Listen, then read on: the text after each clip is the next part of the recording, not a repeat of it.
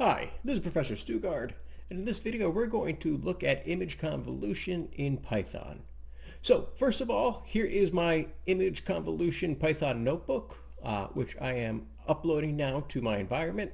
The other thing you want to do to start off with is upload an image for you to play around in your kernel. So I uploaded this picture, nick.stugard_portrait.jpg, which is my official picture on the school website. So that's the official picture on the college website.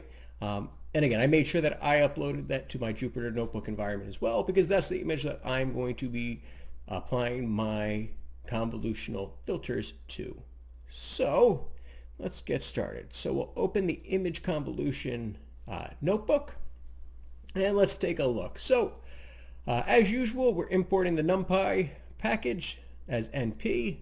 The next one, I'm also going to import SciPy, which is useful for doing different types of scientific kind of calculations in Python. I'm also importing the iterate tools, which helps really create functions that are going to iterate a process, which is what we're going to do with this convolutional neural network. We're going to iterate over every pixel in our image, so it might help to have that package.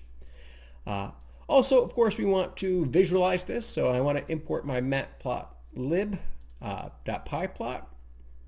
And then I'm also going to, from my SciPy, I'm going to import the signal function specifically. And then from matplot, I'm also going to import the function animation. I might not use those two in this particular video, but just in case, it'd be nice to have it. So let's load those packages. We'll run that first. And then the next part, I want to import an image. So capital F name, that's my file name. And that is going to be the image that I want to run my filter with. So like I said, hopefully you uploaded that to your Jupyter Notebook first. If we go inside the quotes and hit tab, again, it's going to open up my options for all my data. I know it was called, what was it called? Nick Stugard. So alphabetical order. Where is it? It was portrait.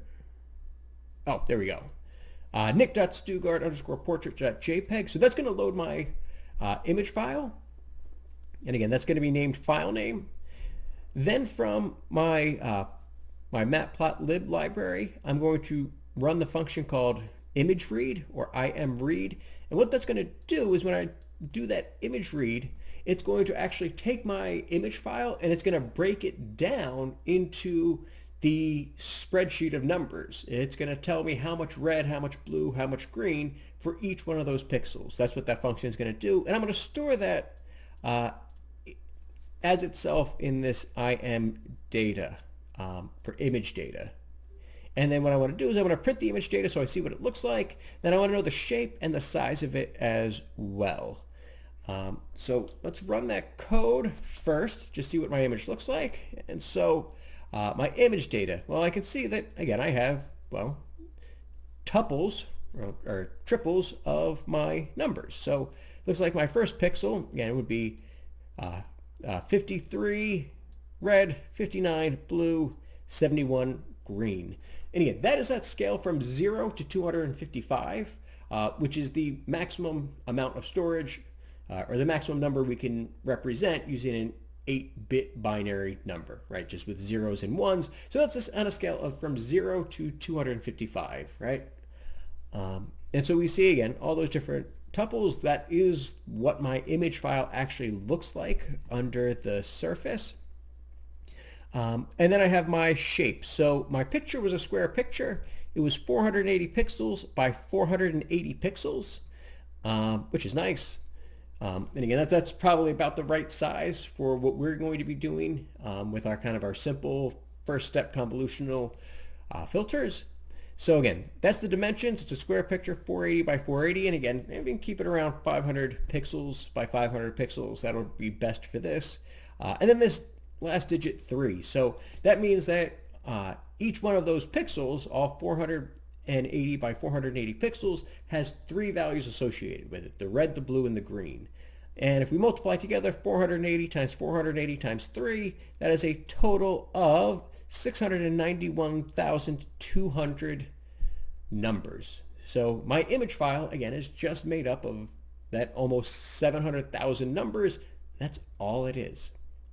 Now, while this is the default for JPEGs, and again, we can see that this is a JPEG where it stores everything from those values from 0 to 255. To make my convolution kernels work a little bit better, it is actually going to be beneficial for us to scale those on a scale from 0 to 1 as more of a percentage. So again, 0 is 0, there's none of that color. 255 is all of that color, like the highest intensity we can have. So again, instead of going from a scale from 0 to 255, I want to scale from 0 to 1. So it's more of a proportion of that color. So I'm going to need to rescale my image. The image you're using might not need to be rescaled. If yours is already decimal values, for example, if you used a .png file, that's how .png files are stored. They are stored as the proportion. And so you won't have to do these code. I do have to do this code to rescale my image data. So again, I'm taking my image data. What I'm doing is taking what I read, and I want to store it as a decimal, and I'm just dividing that value by 255. And again, that gives me my proportion from 0 to 255.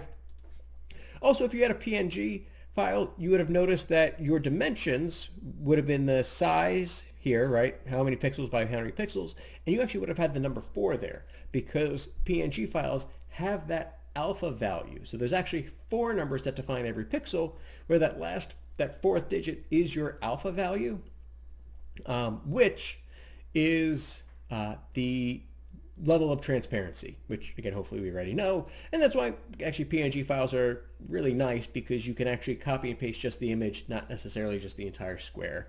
And it just, well, it's kind of nice there. Anyway, if you had a JPEG like I did, we're going to have to run this code too. So uncomment it. Make sure that you do delete the space too. It should be left all the way to the left there. And I'm going to run my code again.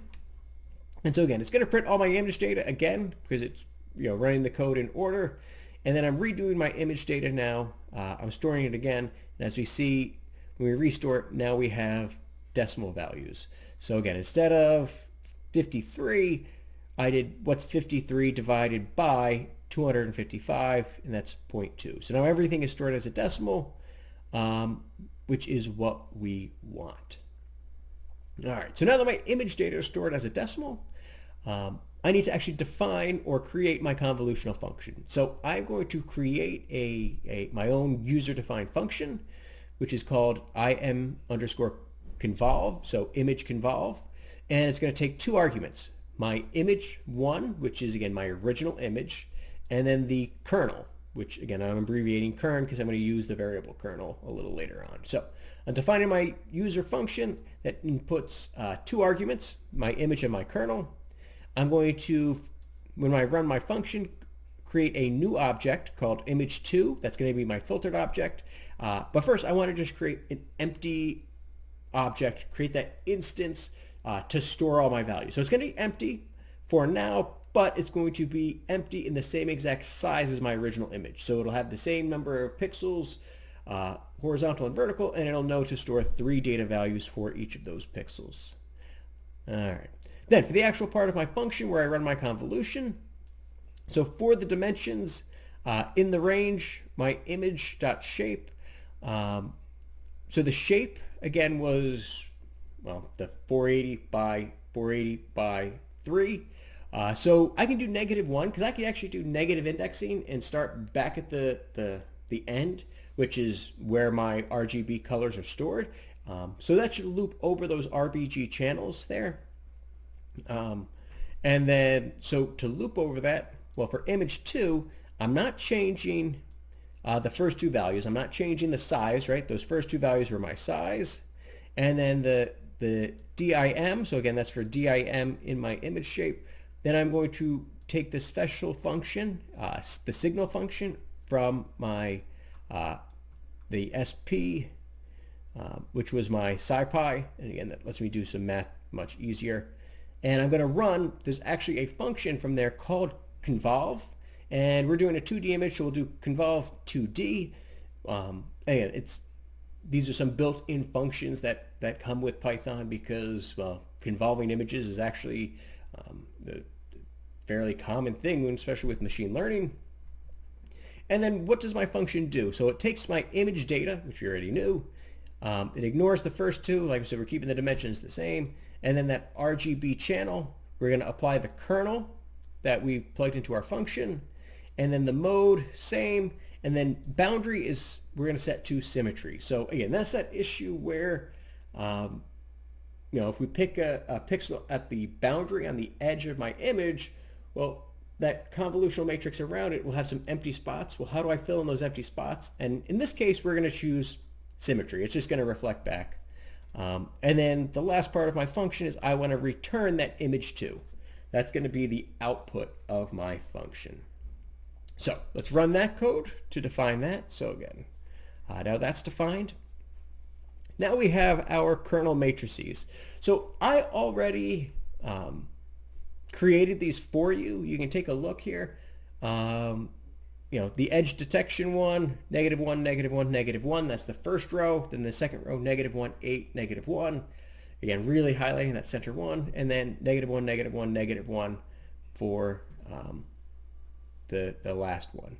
And so again, I've defined each of these different kernels. So we have edge detection, sharpen, G blur, which stands for the Gaussian blur, just regular blur, and edge detection 2. And so you can see that I can comment these out so that, again, we kind of ignore them.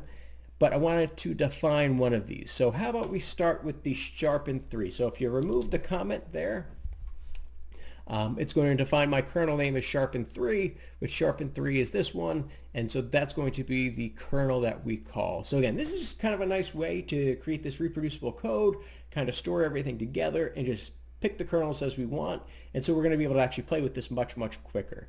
Now, of course, you can actually feel free to name your own kernels, create your own matrix, play around with it, change some values, see what happens. Hopefully kind of just have fun with this.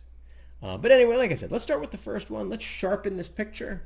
So I'm going to run that code. So again, I'm running my sharpen on my 3x3 matrix. And like I said, as long as it's any odd number by odd number matrix, square matrix that is, we can create any kernel we want. So I don't have to do 3x3. I can make it a 5x5 or 7x7 or a 9x9. But again, let's keep it kind of simple. So again, I ran that code. I'm using my sharpen one.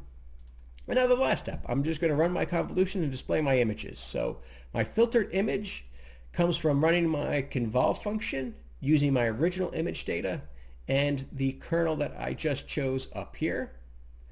And then I'm going to plot. So I'm going to define the figure size here, 12x7 figure size, just to make sure it looks right and doesn't get too far off the screen. And then my figure, I'm going to have a figure on the left, a figure on the right, which are my subplots, 2 columns with a tight layout, because I want to show my original image and my filtered image right next to each other in those 2 columns. And I'm also going to do my subtitle, or actually subtitle, because I'm going to put it at the top of what kernel I ran. So again, now I can just run this code, and well, there we go. So I have my original image on the left, again, the 480 by 480 pixels. And I ran my convolutional neural network, and it did sharpen my image. And again, I'm not sure if you'll be able to see based on your computer, but yeah, I can see a few more wrinkles there. The gray hairs are definitely more prominent. It sharpened up my tie as well. Those lines are a little bit more crisp, and that is definitely a sharper image. And that is what this matrix does when we apply it to every pixel and run my convolutional neural network. That's creating your own filters is just that simple. So let's comment that one out. Let's try a different one. Let's try, so edge detection 3x3. So you're going to have to, again, comment out the sharpen one and then uncomment the edge detection one. And we will, like I said, you got to make sure it is lined up on the left there too to run your code. And then we'll run this again. And My edge detection. It completely got rid of my background.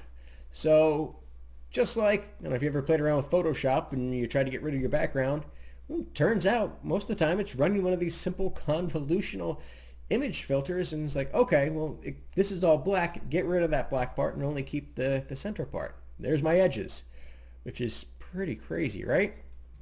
All right, let's comment that one out, and let's try the blur. So blur, you run the code, and yeah, that looks a little bit blurrier. Not super blurrier, but definitely a little bit blurrier. We can definitely see it's starting to fuzz over a little bit, particularly on my face and everywhere there. So that's kind of cool. Let's try the next one. So the next one is Edge 2. So Edge 2, so this is kind of the cool part too. So Edge Detection 1, right, we really emphasized that original pixel, that middle pixel gets amplified by 8. With Edge Detection 2, we're actually turning that to 0, and we are only looking at the positive values in one corner, in two opposite corners, and then the negative values in the two other opposite corners. So let's run that code. So we have Edge 2 stored, and now I run this one, and again, we did edge detection, two completely different matrices, but same kind of idea.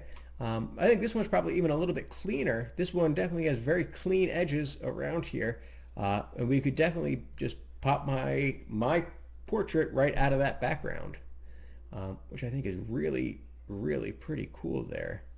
All right, and let's run the last one. So we'll comment that one out. So G-blur is Gaussian blur, and so the difference between that, so a regular blur, they're all the same constant, they're all the same scale, and it should be 1/9, but 1/9 is 0.1 repeating. I just kind of rounded there.